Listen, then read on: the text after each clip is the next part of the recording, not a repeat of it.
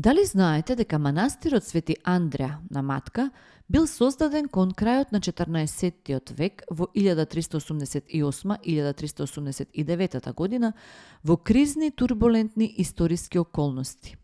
Непосредно пред и за време на Косовската битка, а пред освојувањето на Скопје од страна на Османлиското царство.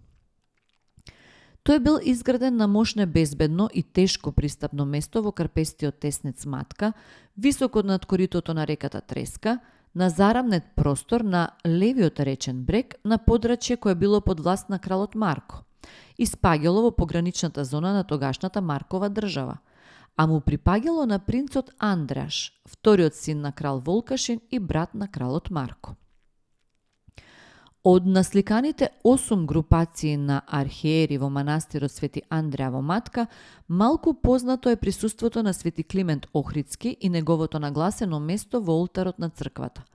Насликан е со долга брада и мошне куса бела коса рамномерно распоредена на челото.